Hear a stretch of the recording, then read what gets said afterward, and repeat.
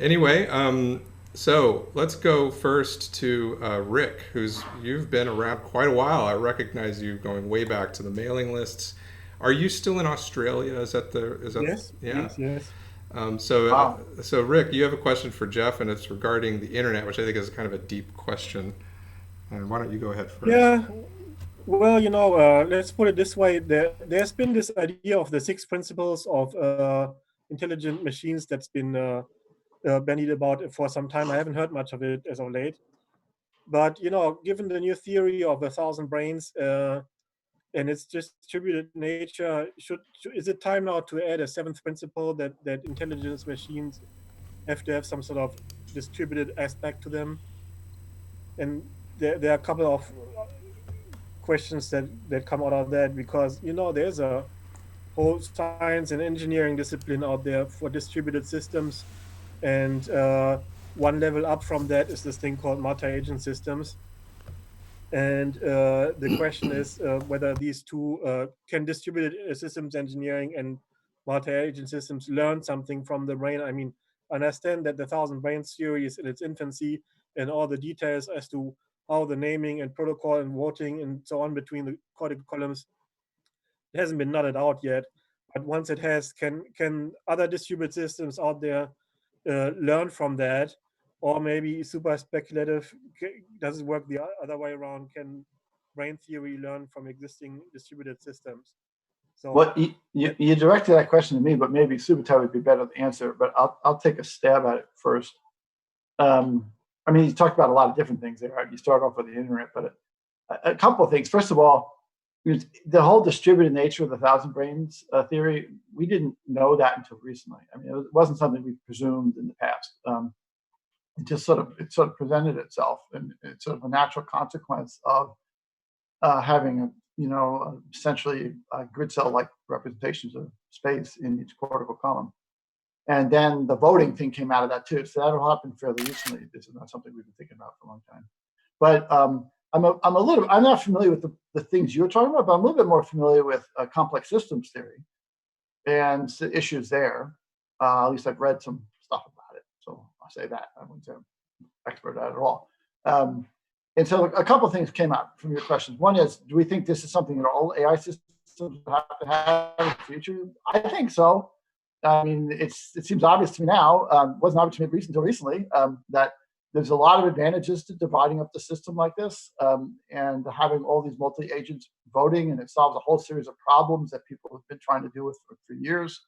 And when I mentioned the complex systems things, it's almost all complex systems in the world work in a distributed fashion like this, and somehow. And so that seems natural too, that it would work that way. So the first answer is, do I think this is the intelligent machines are going to have to work on these principles? Yes, I do. At least any sufficient complexity. And the other thing I would like to say is, I think that what we're doing in brain theory should inform the study of other complex systems or complex systems in general. So I try to stay up a little bit current with what's going on at the Santa Fe Institute, where they make a that's what they do there.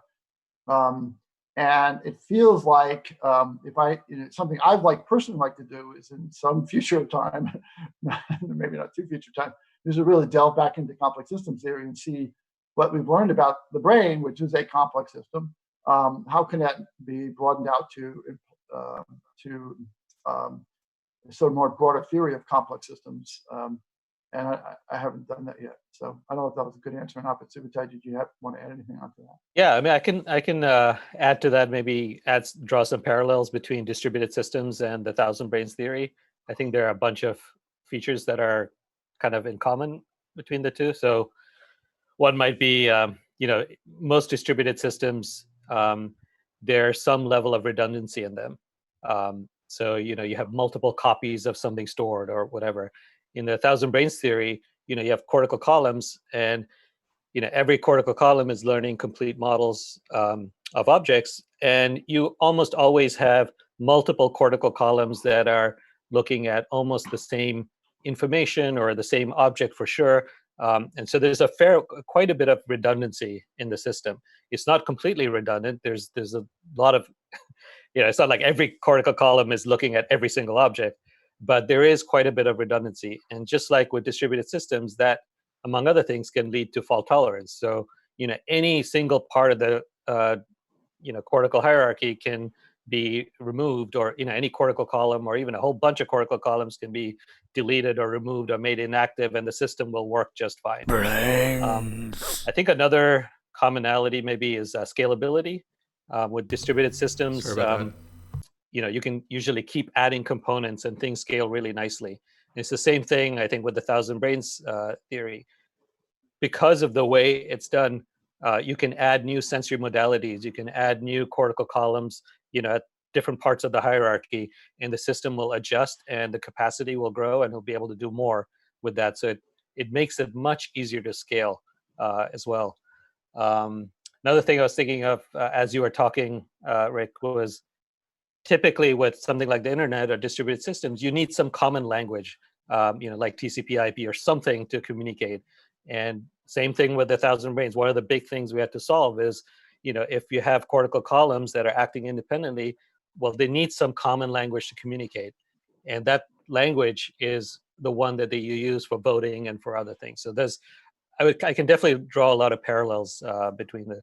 I could jump in a little bit too. You mentioned the scaling stuff. It's fascinating. Of course, mammals have neocortex, and it's fascinating the variety of them and how messy they are, and how it literally almost appears that you could hook these things up together in lots and lots of different ways without a lot of concern, and it still works. There's a lot of evidence for that. There's obviously better designs than others, but the point is that nature has gone through the scaling exercise in mammals and primates and humans, including to very recently, and there's lots of varieties of how cortical columns have been arranged and put together in various ways with different sensors, and they all seem to work. So it's sort of we have evidence that's true. That was a great question. Or at least a fun question. Yeah.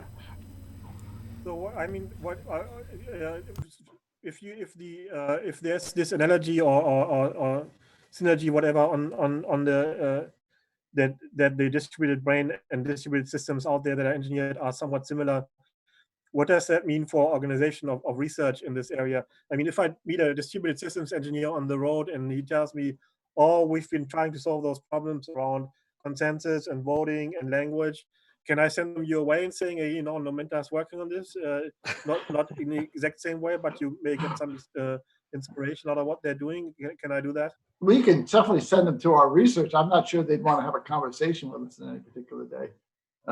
I mean, it's a bit outside of what we're doing right now on a day-to-day basis. So I think they'd have to look for inspiration in what we've written more than like, oh yeah, we've got some code to show you. No, I don't think that's going to happen. Thanks, Rick. But the thousand brains theory will still have code at some point, right? Yeah, sure, but well, Sumita is the code guy. Well, I mean, the code for all our papers is there, and that's available. So we have certainly, to the extent that we've written about in our simulations. So we have stuff around the voting and the interaction between the sensory layer and the location layers. Those, there is code for that. So but not, it's not something you can use in practice in terms of applying it to a commercial problem. But it's certainly, in terms of understanding how some of these algorithms might work, it's an example implementation of some components. I think, if we don't want to get started the whole time on this topic, but the real key thing about the distributed nature of your cortex is it's the sensory motor module. And that makes every single cortical column a sort of a complete modeling system in its own right. And I don't know enough about distributed systems, but there'd be a lot of other distributed systems that don't have that sort of nature to them, that completely independent modules. But at least in terms of AI or machine intelligence, that's a key part of the whole thing. Okay. Well, sorry to rush ahead early, but I have a work meeting in 20 minutes, so I can't hang out through the whole session here. I appreciate watch it. the rest online. No problem. And I watched the recording. So for everybody else, if you have a question and you want to ask it, please go to the participants button in Zoom, which will bring up a list of everybody that's in the meeting, and then there should be a raise hand button. The next person who's raised their hand is Slava, so you can Yes. Hello, can you hear me? We can. Okay. So my question is, so let's fast forward in the future, and if you were to have access to a brain-computer interface that has high temporal and spatial resolutions that allow you to zoom in and see separate neurons and maybe even possibly stimulate them, and let's assume for the sake of the discussion that it's completely safe at that point and it's FDA approved, etc. What would be the first thing you would do with this kind of technology? What you would test with it? Like there are a lot of things obviously that you can do, but what do you think would be the first priority to test with it? Do you have any specific thoughts on how it could help in the further development of the theories that you work with, and maybe possibly even applying it to the real world, like in real life? And what do you think, like, regarding the first useful applications of such technology for both research and general public? Well, I'd love to run a lot of neuroscience experiments with that if we could. I mean, Yeah. there are a ton of predictions that come out of a theory that are really hard to test with today's experimental techniques. So, if we could look at the activity of all the neurons across multiple cortical columns and across layers while animals are actually doing behavior, I mean, there's a ton of stuff that could come out of it, some of which we listed in our papers, but it's a very rich area. There's literally every day, as we think about this stuff, and there's questions like, oh, could it work this way, that way? I don't know. It could go either way, or could it go this way, that way? I don't know. We don't even, we're still struggling with the basics of how grid cells work. And so when we go through these different models, there's thousands, there's so many, every moment you can say, well, it might work this way. If I could just push a button and say, did it work that way? That would be amazing. Yeah. That's not reality, but that would be. And the cool thing maybe is if it's an approved brain-computer interface, and let's say I had it implanted in my brain, I could do those experiments on myself. Yeah, why not? Yeah, I read your question earlier, Slava, and it was like, it's FDA approved and it's safe. Damn it, do it all day long.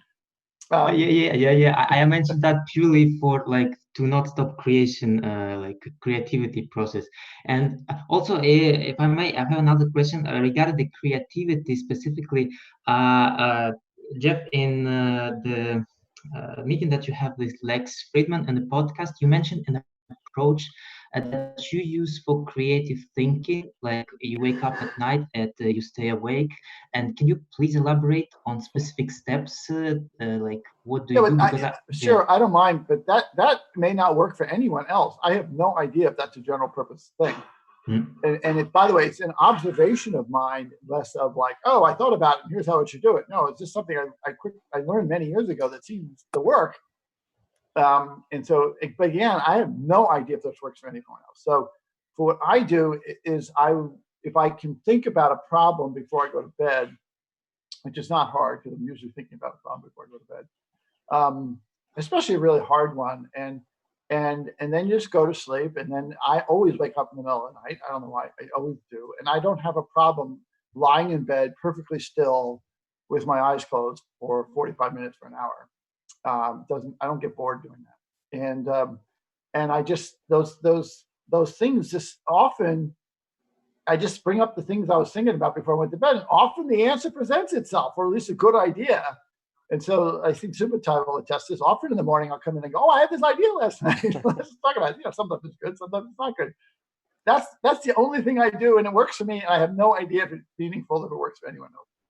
I'm curious, as you lie with your eyes closed, do you actually transition into already into hypnagogia state, or no, it's kind of like you're half asleep or a little bit asleep, I do find out if you go into a room with a bright light, you ruin it. Mm-hmm. So you can go up and go to the bathroom, just don't turn on the lights. I see. That sort of spoils the whole thing. In fact, it usually happens to get up and go to the bathroom and come back and then it's in bed and go, oh, yeah, think about that. But you're kind of like, I think there's some sort of relaxation state that your brain's in at that point in time.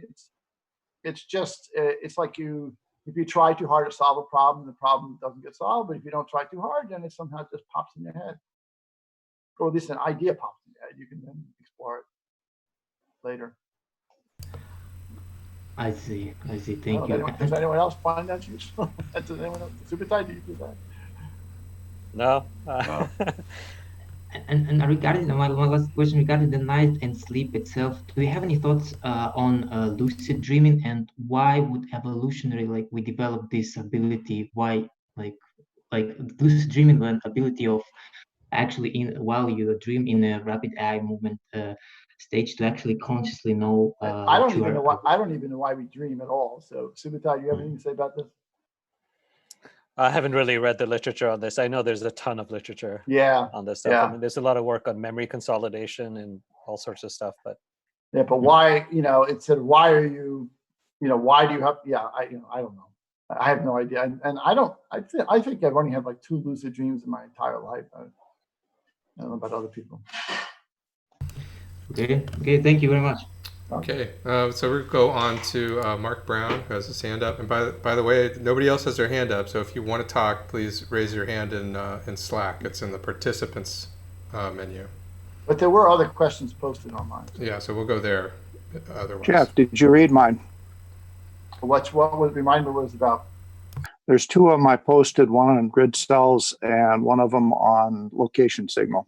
Yeah, I read them, but you should remind me now because I read a bunch of other stuff too. So Okay, one of the main areas that I spend a lot of time with is trying to catalog functions, figure out at what level they are at, and the physical location in the brain. was this the one about maybe is there a centralized location signal and it's being routed to different places? Not a centralized one, but if you look at it, a huge chunk of the brain and the rest of this neural network is all about running a body. Yeah. So that was around since before there was a cortex. As the cortex is developed, throughout a lot of your earlier work, particularly, you had a location signal that just sort of appeared. It was just there.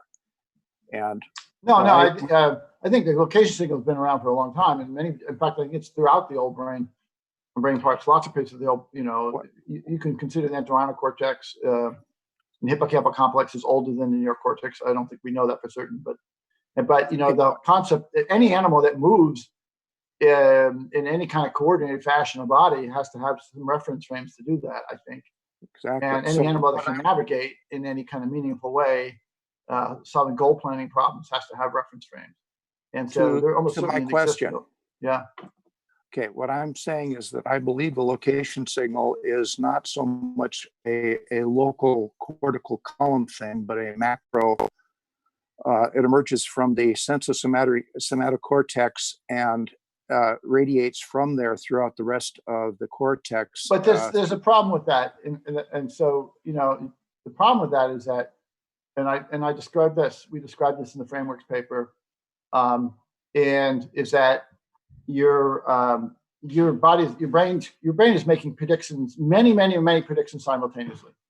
Every part of your skin is, the coffee cup example, every part of the skin as you touch in the coffee cup is predicting its own thing. Every part of your retinal vision, part of your visual scene is predicting its own input.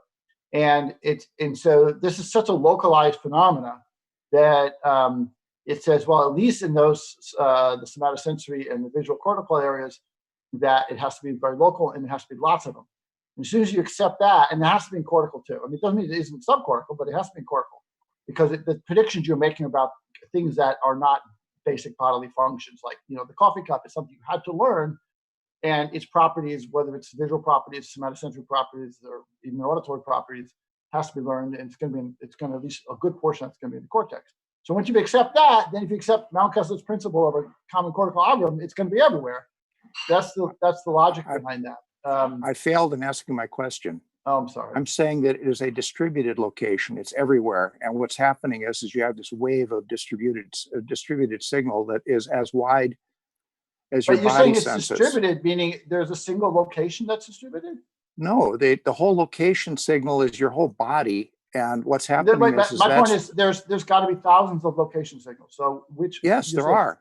So when you say the location distributed, all along the Sylvian fissure, the entire somatocortex is radiating out from there as a distributed form, the same way as. So you think that explains? You think that explains prediction in vision? The vision is coming from the other direction. Both of them go through a great deal of mapping by the time they meet each other.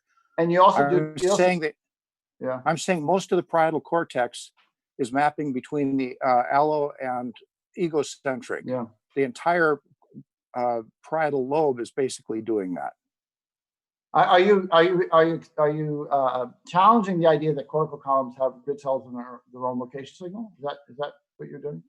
I'm not challenging or right. even in that area. I'm saying that the location signal is a distributed form. Now, I don't care what the form is, that originates across the entire sylvian fissure, and each one of the senses learns to map from what it's sensing through the entire parietal lobe.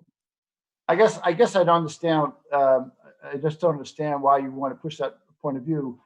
The simplest point of view is that every cortical column has its own sort of location signals. And You've spent a lot of time working on the cortical column as a single entity. I've spent more time looking at the distributed function of how the whole thing works in terms of doing something. In other words, running the body. So I don't think that's incompatible with what we're talking about here. it's not. That's why I'm suggesting that you put that in the back of your head, that when you're trying to work out how it all works, this is one of the constraints that I believe is necessary. I guess I'm saying if you're not rejecting the idea of every cortical column has its own location signal, then you could apply the location signal idea to every single thing the brain does, and you don't have to make an exception for somatosensory cortex. There's obviously a very complex set of coordinate transformations that are going on in somatosensory cortex. And I'm suggesting a rather simple mechanism but relatively speaking, a simple mechanism that can work. I want to, as the moderator, let me jump in here for a minute, because I'm pretty familiar with Mark Brown's writings on the forum. He's been talking about these ideas a lot, and they've stuck in the heads of a lot of the people in our community. Let me say this, Mark, and you can tell me if this is right or not.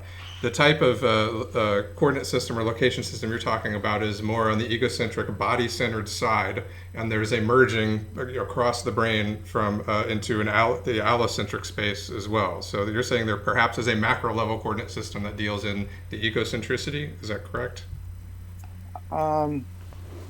Yeah, I think that it's rephrasing it quite nicely. Okay, I'm just trying to put it in terms that make sense to Jeff and Subutai a little more. Maybe it didn't work. I don't know. I mean, look, I think we think that throughout the cortex, each column has reference frames. Some are more egocentric, some are more allocentric. We were just talking this week in the research meeting. Well, actually, it wasn't a research meeting, so you didn't hear it. But we were talking yesterday about ways, that a column can work instead of the ambiguity of body space. What's the location signal at your fingertip? It's not your whole body space. It's relative to some local parts of your hand and how that would work in the biology. But to interrupt you, if I may. Sure. To get to the point where your finger is, you know where your hand is, you know where your arm is, the entire inverse kinematic chain back to your support structure, which is gravity, is your body in space. That's all part of the same map that eventually turns into your fingertip on the cup. So I guess maybe we disagree about this. I don't think that the brain tries to figure out where the fingertip is relative to some central body space. You can figure out where your fingertip is relative to anything. And you can figure out where it is relative to the hand, independent where the hand is relative to the body. So it's this very fluid system here.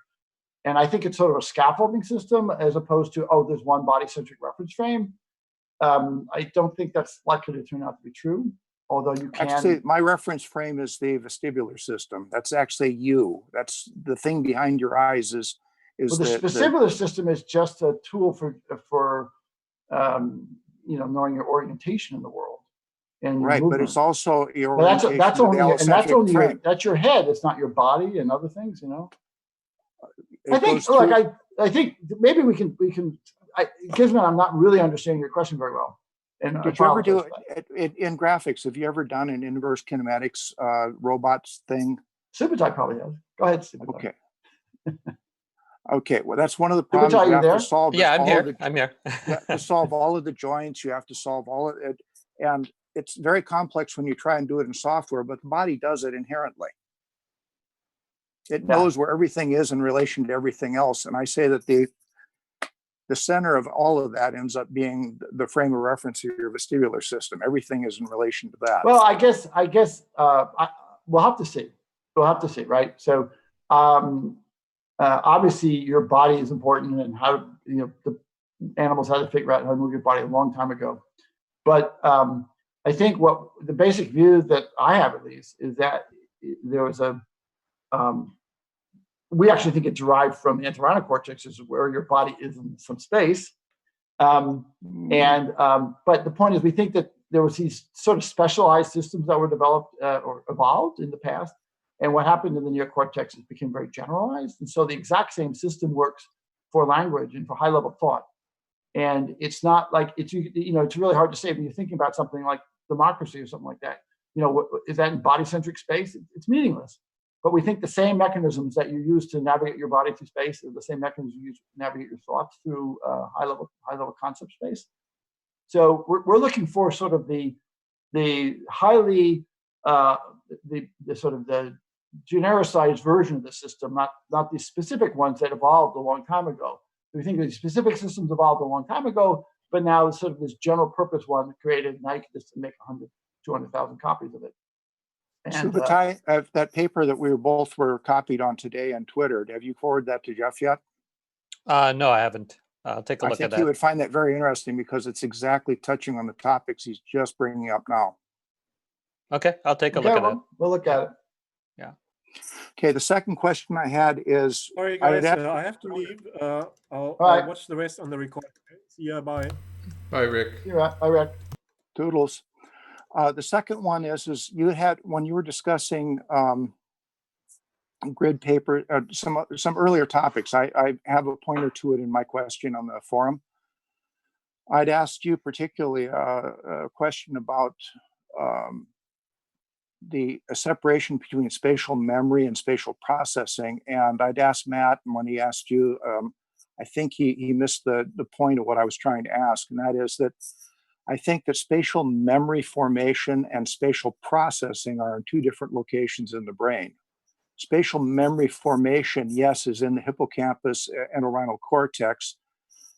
We know from HM and some other patients that have had lesions in that area that they have still functional spatial processing, even though the spatial memory formation is extinguished. So I'm thinking that perhaps... I read that question, and I think it's very compatible with everything we've done here and everything we're proposing. Again, remember we started off earlier, everything here is distributed, right? You've got multiple models of everything. So it's not like one model, only one type of model exists one place and something else someplace else. I would argue that my knowledge of a coffee cup is spatial memory, right? It's not the kind of memory that I think about the hippocampus, but it's still spatial memory. And so I think from our point of view, we don't really get hung up in like exactly which features are where. We're trying to find out what the common algorithms underneath these things are. Right, but that is in fact what I do study, is where these things are located. What physical? Okay, so I'm saying that's what you study that, but that's not what we study. So that's why we're not as tuned to these things. So exactly what parts or things are occurring in the hippocampus and what parts are occurring in prefrontal cortex and what parts are occurring in parietal cortex is a little bit less interesting to us. We're looking for clues as the sort of or core methods and algorithms underlying all these things, and not about where the differences are, and why is it one type of memory over here and another type of memory over there. It's like what's common between these things, and what are the common components that all these things have. I'm not saying your point of view is it's just different. You're coming out from a different point of view. We don't really focus as much.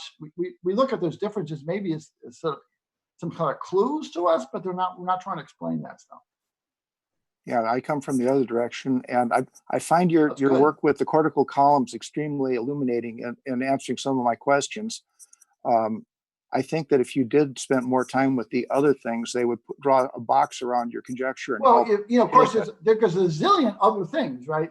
There's no shortage of other things that people don't understand. So we all have to make our choices. I've been doing this about as long as you have. Yeah, but no one can do all of this stuff, right? So it's good that we're all good doing different things. I mean, lately I've been focusing a lot about old literature on V1 and what we know about that, and because there's a lot of good data there, and there's a gazillion questions about that too. Why is some V1s are straight, some are not? And, so I'm pointing out is that I think it's good to take different approaches. It's good you're looking at it from one way or the other. But there's no shortage of ways we can, problems, things to look at to try to differentiate what's going on here.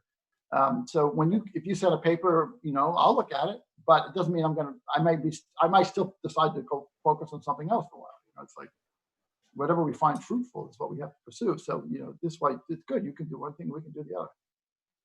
Well, I post what I have on the internet or on the forum. I'm sure if anything is interesting, your folks will bring it up to you.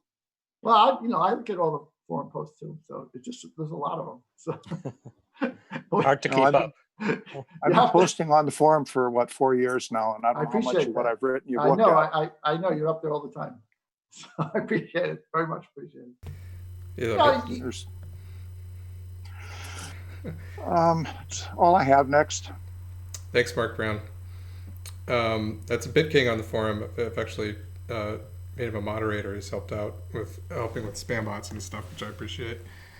So the next hand up, and by the way, if you want to speak, try and put your hand up in Zoom, which is the participants menu, and then raise hand. Falco is up next. I know it's super late there. He's coming from Belgium. Oh boy. Hopefully you can unmute. Yes. No problem. I can handle this. No.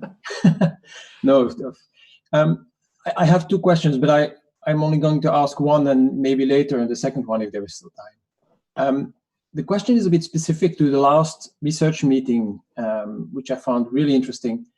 And at some point, Jeff, you you showed the ice cube representation of MIDI columns in V1, the one that's spliced up. And then if you zoomed in, you could see the little orientation markers. And then you started explaining how this is supposed to be working, and you specifically said that you move in 3 dimensions. You go forward and then you go left or something like that, but does that mean that this mini column, this functional unit that you're trying to assess or explain that holds about 120 cells, does that mean that each of these mini columns, at least in V1, does receive an individual 3D input so that it can? No. First of all, just bear in mind, what we've been talking about research recently is a hypothesis. It's a new idea. It's not something else other people have talked about, as far as I know. So just keep that in mind. This is not what they're supposed to be doing. This is just an idea. Absolutely. And the idea is that part of what a mini column does, remember those orientations, those reference, the receptive fields of the cells in mini column only apply to about half the cells in the mini column. So the other half don't seem to do that. They're doing something else. And all I was pointing out is that those cells seem to represent one way. The interpretation I'm working on right now, which I'm pretty excited about, is that each mini column is sort of representing a movement in some sort of dimension, in a single dimension. But it's hard. It doesn't mean it's literally like an XYZ dimension. We were discussing that this week, not on the research meeting, so you missed it. But all the thing it requires is that there are bits coming into the column that can be interpreted as flow or movement, and they can. And the mini column will learn, or the column, a set of mini columns will learn to say, having all these bits that coming in are representing movements in different directions of some sort, and it'll divide them up using our spatial pooler mechanism, so that each mini column, will essentially represent a unique combination of flow bits, if you will. And it's easy to think about that as like, if I had a 2-dimensional space, each one would be sort of a radial. Dividing up the dimension to some number of radial vectors, or you can imagine 3-dimension. What we were talking about with vision, that the eyes have enough information to detect movement in 3D. You can detect movement. You're moving forward in and out of the plane. You're rotating your head. You're shifting left and right. So there's enough information in the optic flow there that the V1 and the retina could detect that, and the 2 eyes. And V1 could represent represent dimensions in 3D. There's not 3D input coming in, all you need is to look at all the different. Literally, all you have to do is look a lot of imagine the retina, and it's just a flat sheet, and things are moving around on it because you're moving, right? They're moving around because you're moving. Well, if the things on the flat sheet are moving together, that means you're moving back. And things that get moving apart, that means you're moving forward. If the things shift like this, that means you're doing one thing. If the things move like this, you're moving one way. If the things move like this, you're moving another way. So the information, if you just look at a collective set of movement bits in the retina, and none of those bits are 3D. Each bit is saying something's moving in the plane of the retina at this point in some dimension. And if you looked at the set of them, you could easily tease out 3 dimensions or more dimensions. Yes. And that's all it was saying. Mm-hmm. In David Marr's vision book, he puts the optical flow processing at, I think, V3. Yeah, I mean, optic flow has been around and talked about for a long, long time. I think what we're doing here is we're bringing it into the idea of bringing it into V1 and specifically trying to think more generically about mini columns and how mini columns represent space and how a column can represent space in any kind of space. This idea of the movement of a bit there's no pre-assumed knowledge in V1 if this is a vision and it's moving in a certain direction. It's just things are moving, and the spatial pool process will figure out how to represent that in some sort of dimensional way. Yeah, and basic sort of flow information and at its most primitive level is actually even available from the retina to V1. So the inputs are certainly there for V1 to make sense of it and figure out the underlying dimensionality. It's a bidirectional pipeline, but as far as it goes, it's in the higher order stuff, V3 and in that area. And since they're bidirectional connections, you're going to be getting information back to V1 from that. Yeah, but I don't think we require that. We're saying V1 has the information it needs on its own. But okay. So each individual mini column receives a sample, a limited sample, and for itself detects or tries to figure out, this is what I'm seeing. I'm now moving in this one flow that I am particularly attuned to. And now I is that what you're saying, or? Sort of. Subutai, can you think of a better way of saying it? Yeah, I mean, each mini column will have to figure out the structure of its input. And if you think about a spatial pooler working on these bits coming in, it's going to figure out what the common coincidence of these points are, and it'll figure out the natural kind of underlying dimensionality. Okay. All right. This is a complete reversal of how people thought about mini columns in the past. The classic Hubel and Wiesel interpretation is that the receptive field, oriented receptive fields are a piece of, it's a feature in the visual space. And I think that's actually occurring there too, but most of those cells are movement sensitive, meaning most of the cells in a mini column in V1 are they're completely tuned to movement in one direction or another, not just a spatial pattern. Layer 4 cells have a pure spatial pattern, but almost everything else is directionally sensitive. And there's no explanation for that. This provides an explanation for that. These are movement vectors, not just spatial patterns. Okay, I think I start to understand well. Look, it's this. This is the risk of broadcasting our research meetings, because sometimes we don't even understand anything until 3 months later. So it's really hard sometimes to put words on these things. Of course. Yeah. So you just have to bear with that. But I have a sort of intuitive feel about this now, and it's getting better every week. And I think there's something to it. I really do. I think there's really something to it. So as soon as I get more time, I'm going to work more on it. Right. Thanks, Falco. Okay. Thank you. So I'm going to go on to Hyung Sung Go, who has his hand raised, and for you, a couple new people popped in. If you want to say something, go to the participants menu and click the raise hand button. Go ahead, Hyung. 2 questions, one for Jeff and another for Subutai. For Jeff, in the last research meeting, you said the location signal in V1 is egocentric and the output is more allocentric. And this sounds like, to me, implies the location signal gets more and more allocentric as it goes up the hierarchy. The question is, how is this allocentrification enforced? And actually, I have a follow-up question, which is this also imply abstract concepts live in higher levels of the hierarchy? Okay, and that was my question. What was Subutai's question? Actually, I haven't asked the question yet. I know. Oh, I thought you were going to ask the question for Subutai too. Okay, so in our frameworks paper, we basically deduce that columns are all making predictions, and they make the independent predictions of whatever reference frame they're working in. And there's allocentric reference frames and there's ecocentric reference frames, and we speculated there's reference frames for high-level concepts as well. And we did not talk. We talked about how it is that one column, a single mechanism, could do an egocentric reference frame, and how one column could do an allocentric reference frame. But we didn't actually say how an allocentric reference frame would be created. We didn't know. We don't know. And we just said that, hey, if you had the right type of inputs to it, it would do that.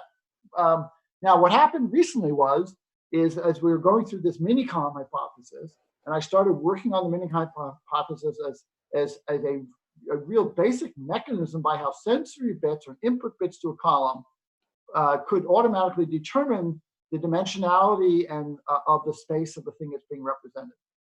It could figure out the dimensionality of whatever thing is being observed in that column. And when I did that, and if I follow that logic, if that mini column hypothesis is correct, what you would see in V1, you would see that the dimensions were in retinocentric space, and so not allocentric space. So that's fine. There's nothing wrong with that. It still could recognize things like written letters and things like that, but it means that it would be difficult for V1 to somehow learn a three-dimensional object. So I just speculated very much off the top of my head in that meeting, with not a lot of great thought, that, hey, wouldn't it be nice if I had an allocentric, an egocentric V1 representation of space, and I know I need to get to an allocentric one really quickly, that somehow it occurs either in that column or in between hierarchical regions. We don't really know which. But even if it's between hierarchical regions, it means it has to occur somewhat in V1 itself. So every cortical column in V1 would have to be saying, okay, I'm starting out in some sort of egocentric or retinocentric space, but I'm probably going to, I have to be able to start converting it to an egocentric space right away. I don't know how that's going to happen yet. I don't know. I have zero idea how it's going to happen. It's just a speculation that it has to occur someplace, and so it's going to occur there. It's going to occur everywhere. If it's something, one of my rules about the neocortex is, if the neocortex as a whole does something, every cortical column does it too. And therefore, if it's some basic function like that. So we don't know yet how it's done. I'm hoping to figure that out. All right, Subutai, your question.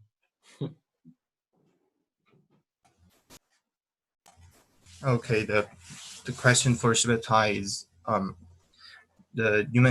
one of the goals of Numenta is to apply the principles you found in the neocortex to machine learning platforms. And the question is, how could the sequence memory be implemented into a deep learning system? Is it going to be like almost the same, or but with differentiable operations, or are you going to adapt it to fit better to a deep learning system like you did from the paper? How can we be so dense?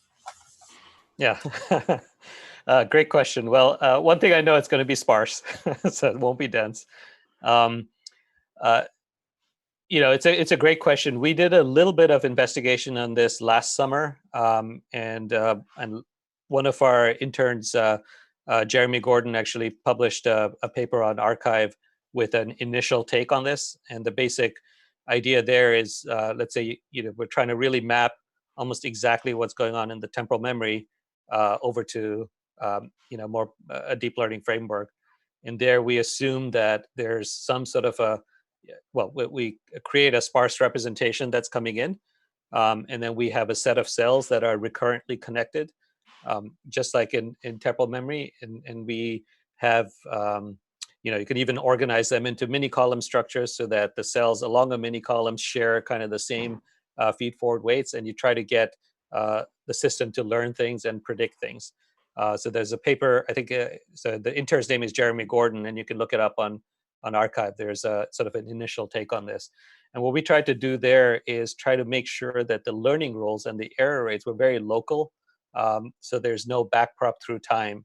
And so a lot of the recurrent networks, to get them working well, you have to back propagate the gradient through sort of multiple time steps into the past, sometimes an infinite number of time steps into the past. So that causes a huge memory usage and resource usage and stuff. And the brain, that doesn't happen. So we tried to get it working with very, very kind of local error rules. As we sort of progress, that was the very initial setup. But as we progress, I want to get rid of backprop completely. Everything has to be completely local to the neuron, and everything has to work with very, very kind of simple, localized Hebbian style kind of learning rules. But that is one of our goals, is to sort of take this next step and go towards putting in something like a much closer to a temporal memory structure. One of the things we're looking at right now and thinking about is, well, how can we put in active dendrites?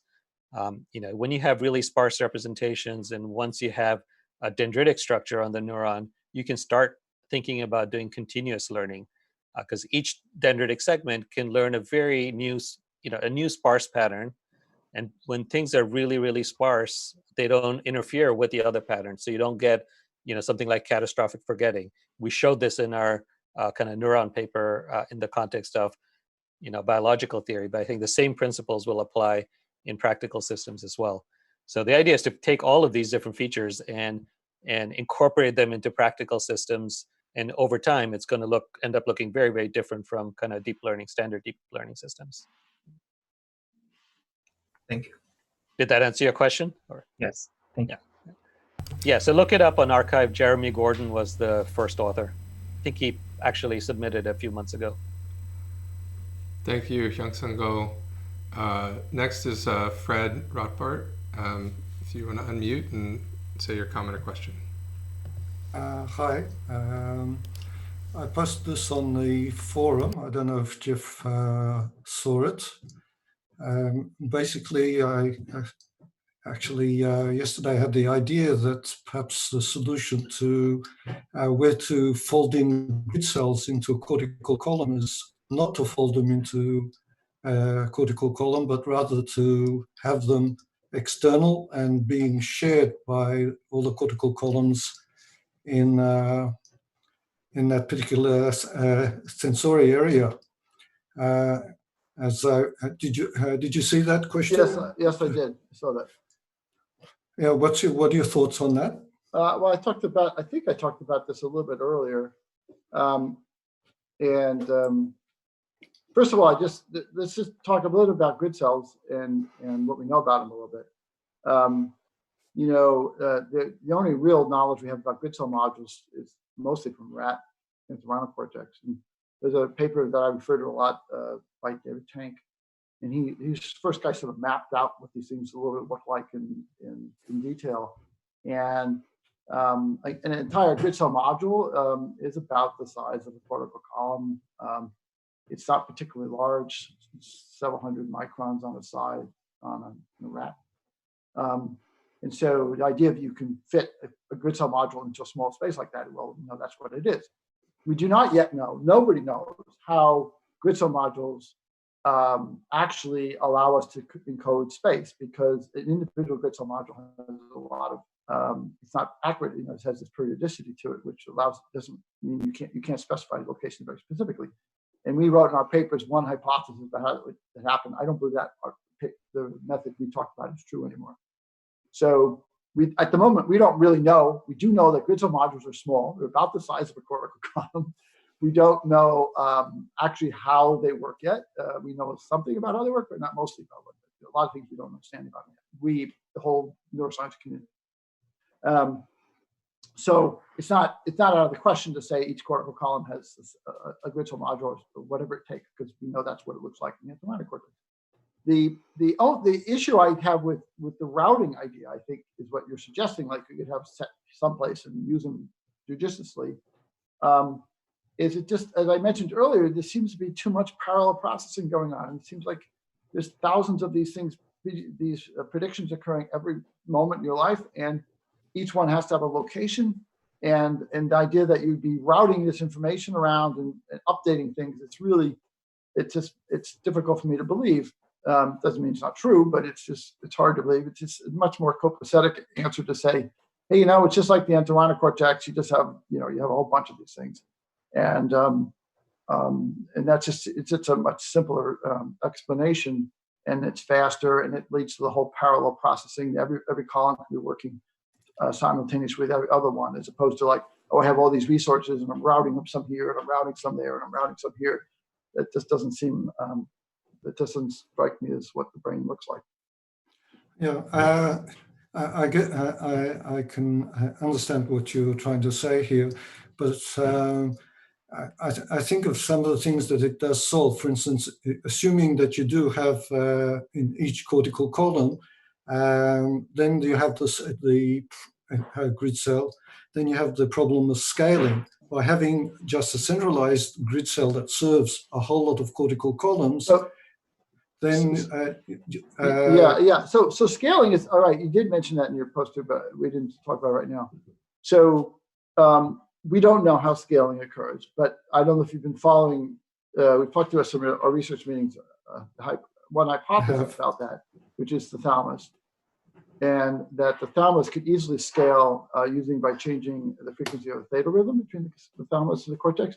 And the thalamus is centralized, and it's. Many people think of the thalamus as sort of like another layer of cells in the cortex, but they've been disassociated from the cortex and put into one central location. And if you look at the anatomy and the way that the cells project from the thalamus to the cortex and back again, it's very suggestive that this would be a perfect place for scaling. It would be like, okay, if I'm going to scale vision, I'm going to scale the same amount for a good portion of V1. If I'm going to scale anything, I'm going to do it for a good portion of the cortex, not all the cortex, because I would scale different parts of the cortex differently, but it's not going to be like column by column basis. I think maybe I'm reading too much into your question, but the idea is that, I'm going to scale a whole bunch of columns at once. If there are a whole bunch of visual columns looking at something, each one can have its own location, but I need to scale them simultaneously. The thalamus is beautifully situated to do that. Exactly. It has all the right connections. It's in the right spot. So that's a hypothesis we're working on. So that would be a centralized thing. Scaling would be. Sorry to interrupt. And that's exactly why I thought that would also be the good place to have this, the grid cell modules sitting there. But they would deal with the scaling themselves. The same way they scale when you go into different sized rooms. If object is further away, you'd scale it down, and if it's closer, you'd scale it up. Right. So I'm agreeing with it. The scaling requires a centralized solution. But the individual predictions made by the cortex are thousands and thousands of them simultaneously. So that's not a good place to centralize things. It's just, I don't know if any neural tissue could even do that. In the brain, you can't move things around usually. Everything has to be learned. Every long-range test has to be learned. Anyway, so to me, I'm sort of proposing it's solving the problem you're looking for, which is a centralized scaling system. But that doesn't mean I should centralize all my grid cells or my location signals, because I have to have thousands and thousands and thousands of them constantly making predictions in multiple modalities. And so that doesn't work well. You don't want to centralize that. That would be kind of a super bottleneck. That'd be like one person controlling everything. It's like, so I'm arguing that your idea about scaling is a good one. I'm just suggesting that that's the part that's centralized, but you don't need to centralize the grid cells. Yeah. Well, I'm not saying that you have only one set of grid cells that are serving the whole neocortex. Let's just take the visual system, that it would have its own centralized. But in the visual system, each column makes its own predictions, and each column has to have its own location signal. So what am I gaining by doing that? Well, we already said scaling. The other thing is the conversions from your egocentric to allocentric, because it just maps from the space of the grid cells and gets back what is the scaled equivalent for that particular coordinate. Yeah. And I'm not convinced, Fred. So, okay. there's a tremendous amount of evidence suggesting, in my mind, that's suggesting that the location signal is local for column, and that there isn't a method or the connections or even the neural possibility of calculating location someplace and then putting it over here, and then a moment later putting it over there, and so on. It's and we don't have any evidence for that in the entorhinal cortex either, which we think cortex is just a grown-up version of the hippocampal entorhinal cortex. So No, I was thinking, you might be right, but I'm not convinced. So yeah, no, I was thinking that it would be located in the thalamus because there is a lot of back connections from the cortical column back into the thalamus. That it could yeah. Well, okay. So look, good intuition. We're just saying that's where the scaling occurs, and that.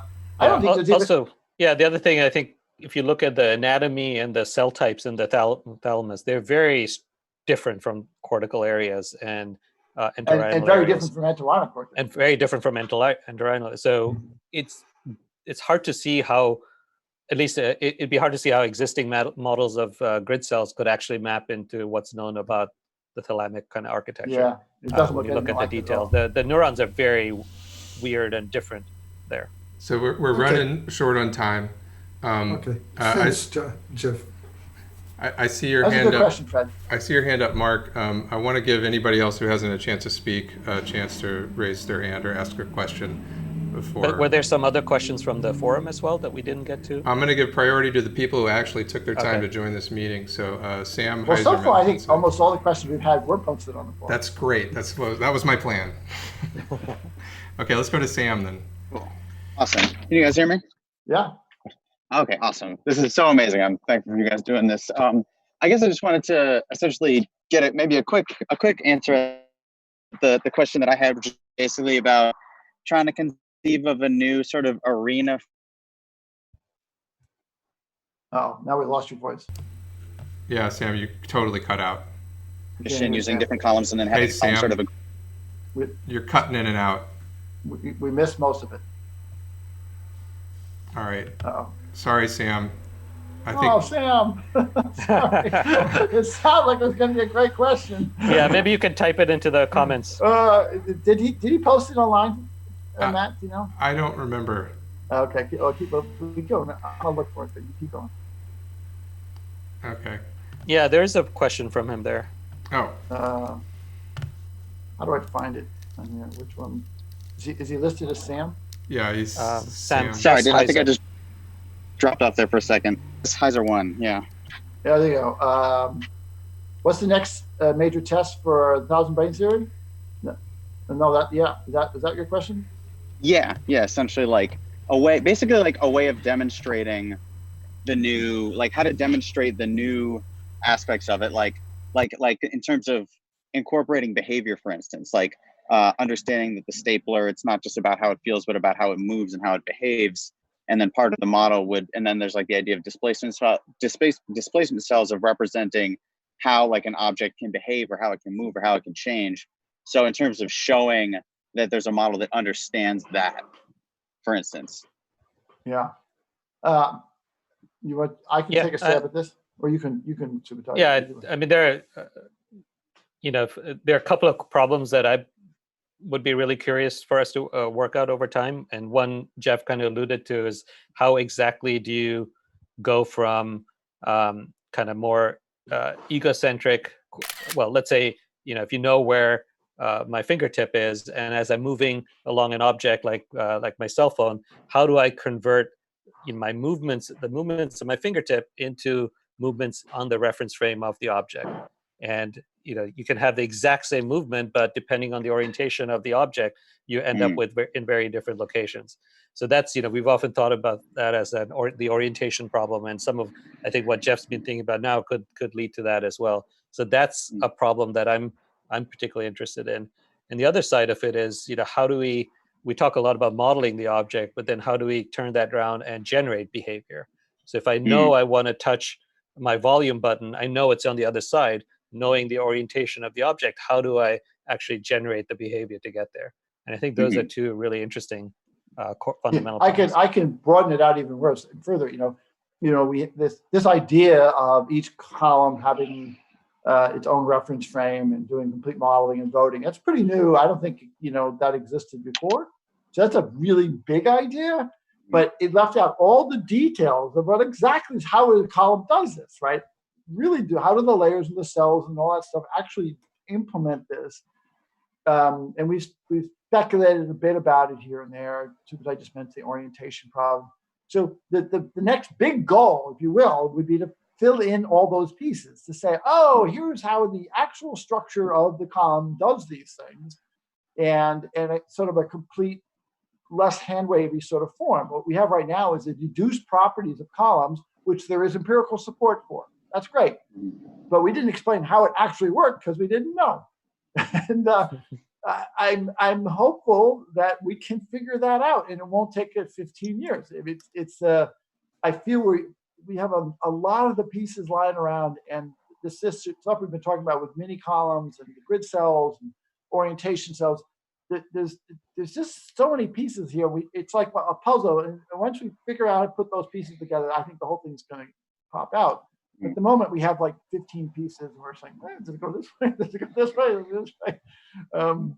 So, I mean, that's the dream, is to, and I'm really excited, because I think this mini column hypothesis might be the key to unlocking how those pieces go together, but it's too early to know. All right. Okay, thanks, Sam. Thank you. So we're over time. I'm going to give Mark a chance to say something, because he's had his hand up patiently for a while. So this will be the last comment, I think. Is your hand getting tired, Mark? All right, go ahead. Mark, you got to unmute, Mark. Hopefully this microphone works as well as the other one. As far back as Brodmann, they've known from histological examination and from low power microscopes, you can see the different parts of the brain look basically the same everywhere, but there can also be differences in lengths of collaterals between distribution of inhibitory networks and that sort of thing. I don't think he necessarily is that far off. I don't think it goes into the thalamus, but at the cosine reviews, they covered some hinting at some papers. I've seen some other ones that follow the same avenue. That is that grid cell hex coding has shown up in the hub regions all around the brain, and just there. They haven't been able to find it anywhere else. So the grid cell behavior, in other words, coding for starting the location signal to go backward through, distributed through the rest of the cortex, could easily be in the hubs and go out from there. By that same reasoning, there's a reason why they call it the striate cortex. It looks different. And again, changing the lengths of the various parts of the cortical column, you end up with a Gabor filter. So I don't think that Fred's necessarily wrong. I just think he's putting the pieces in the wrong place. That's all I got. Is that a comment on what Fred said versus the question?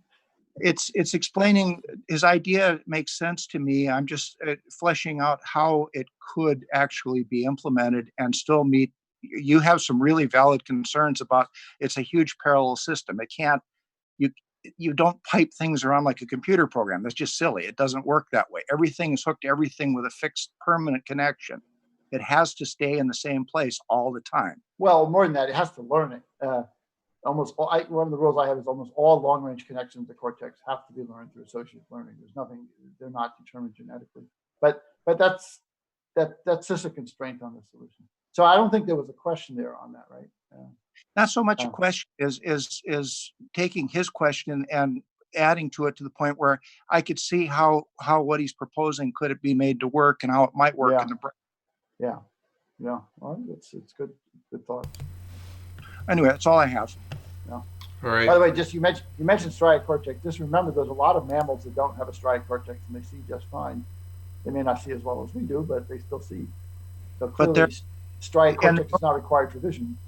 Right, and they don't all have pinwheel. I'm surprised I don't see more of the pinwheel aspect of the visual V1 brought up. I always It was when we can maybe end on this little detail here, but we just had this little cosine report from oh my gosh, I can't remember. Florian, who was visiting. Check our YouTube. Yeah, he was a postdoc with us for 6 months or so, and Florian came back, and one of the things that people have argued about the nature of mini columns in particular, and argued that they're not functionally relevant, is because they were not really visible in rodents. They're visible in primates, but not in rodents. And it's agreed upon that mini columns are a part of the ontogenetic development of the cortex. That's how the cortex grows in all mammals. But whether they're functional is a different question.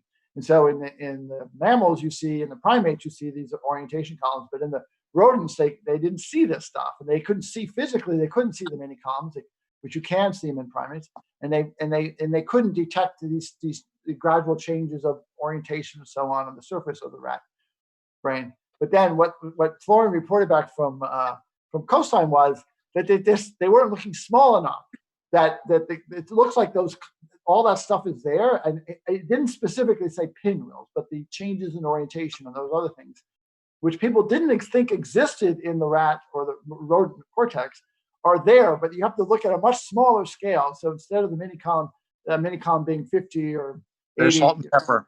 They're like, it's more like they're 20 microns or less apart. So they couldn't move they're so close together that the probes were just too inaccurate to figure it out. So anyway, so now they're starting to think that those things do exist in the rodent.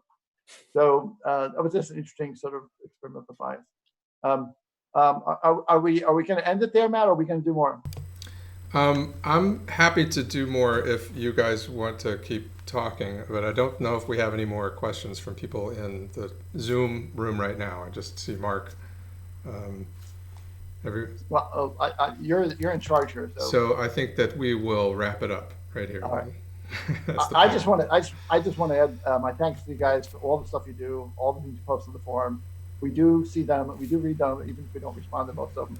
And I also appreciate you being here today and asking these questions, which are really good questions and they're interesting to think about. So I just want to throw in a thanks. Thank you, Jeff, and thank you, Subutai, for coming. And thank you, Matt, for organizing all this and keeping the community going. That's absolutely amazing. Right. And stay safe, everyone. Yeah. Take care. Stay healthy. Take care, all. Bye. Bye.